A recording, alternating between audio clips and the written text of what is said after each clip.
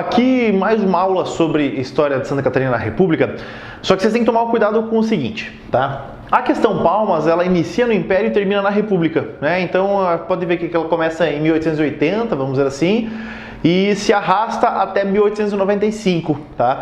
Na questão Palmas, o que está em jogo é a questão da formação do território do sul do Brasil, né? Eu fiz aqui um mapa para vocês com o Paraná e com Santa Catarina. Essa região aqui em laranja é a região que ficou em litígio, então em discussão entre o governo brasileiro e o governo argentino, tá? Por quê? O que acontece? Em 1881, o governo argentino resolve formalizar a província de Las Misiones, né, que é a província que está mais encostada no território brasileiro. E eles vão dizer que a província de Las Misiones vinha até aqui por cerca do próprio rio Palmas e outros rios que tem aqui na região. Então eles vão dizer que todo esse pedaço do sudoeste catarinense e do sudoeste paranaense pertenciam à Argentina, né? Desrespeitando, inclusive, o que? O Tratado de Madrid e o Tratado de Santo Ildefonso. Nós falamos sobre esses tratados lá nas aulas sobre a ocupação do território, sobre os bandeirantes, né? Aquela coisa toda. Então veja que agora a Argentina, ela está questionando tratados que já estavam estabelecidos há mais de 150 anos, né? Tanto que esses tratados eles estavam estabelecidos que quando nós pegamos algumas cidades do interior do Paraná, por exemplo, Palmas do Sul é fundada em 1838, Palmas, né, é fundada também em 1855. Então vejam que as cidades elas já estavam formadas, né? A principal atividade dessas cidades era povoamento e pecuária. Mas aí percebam que mesmo com essas cidades já formadas, né, com toda essa interiorização, ainda que precário, do território brasileiro, a Argentina ela vai fazer o quê? Vai questionar esses tratados que foram feitos aqui.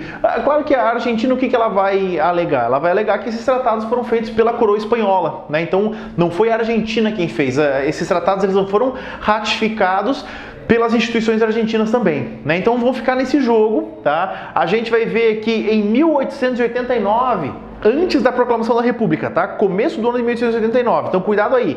Esse Tratado de Montevidéu, até esqueci de colocar aqui, ó. Esse Tratado de Montevidéu, ele é feito ainda pelo Império Brasileiro. E ele propunha o quê? Que essa região fosse dividida no meio, então, tá? Que a parte de cá ficasse para o Brasil e a parte de cá ficasse pela Argentina. Só que alguns meses depois do Tratado de Montevidéu, nós temos a proclamação da República Brasileira. Então, ó, temos uma virada no governo brasileiro e o governo brasileiro, a República Brasileira, vai recusar na hora esse Tratado de Montevidéu. Eles vão dizer, não. Nós não aceitamos esse Tratado do Império, tem uma questão muito importante na territorialidade aqui, então nós não vamos abrir mão. Tá? Gente, por que a Argentina ela queria esse pedaço aqui de terra? Bom, primeiro de tudo, que essa região aqui do sudoeste paranaense, do oeste catarinense, é uma região extremamente fértil, né? Até hoje, a presença ali da agropecuária ela é muito forte, né? A plantação de milho, a plantação de soja, a criação de animais, né? Do rebanho suíno e assim vai. Então, aqui é uma região muito fértil e nesse período aí do final do século XIX, se plantava aqui principalmente o mate e se criava gado também. Só que tem uma outra coisa que é importante entender, tá? Os argentinos, de uma certa forma, eles também estão cuidando para fazer o quê? Ó, percebam, isolar ou prejudicar a comunicação com o Sul, né? Claro, vocês sabem muito bem, aqui embaixo está o Rio Grande do Sul. O Rio Grande do Sul já vem passando por uma série de movimentos, desde a Revolução Farroupilha, de contrariedade ao governo brasileiro muitas vezes, né? Estou falando agora, claro, a partir até aqui no final do século XIX.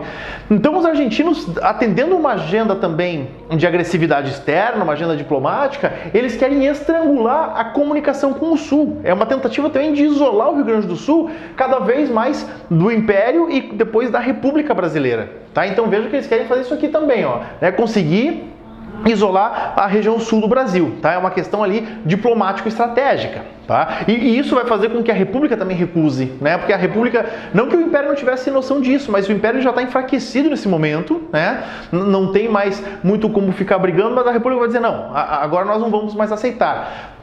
Existe uma tensão muito forte entre Brasil e Argentina, né?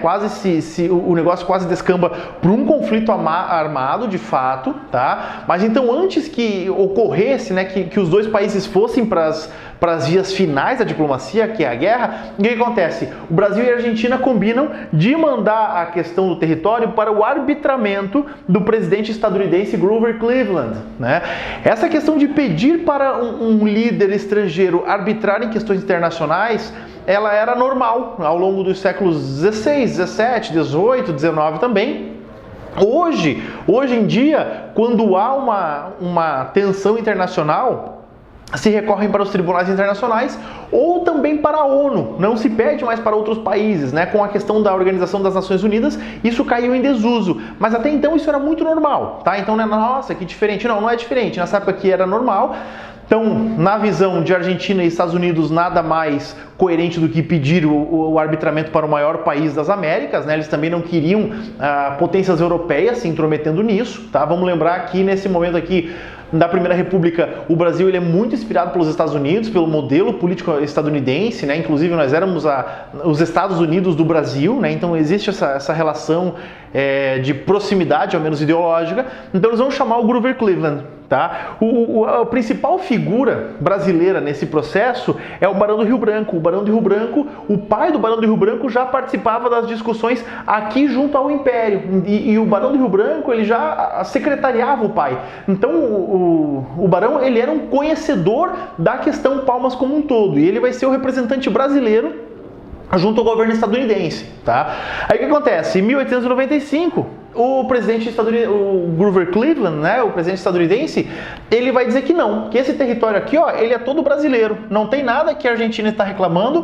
Por quê? Porque isso aqui foi feito, já foi acordado no Tratado de Madrid, depois retificado no Tratado de Santo Ildefonso. Então o Cleveland ele vai manter as fronteiras originais desses tratados do século XVIII, tá?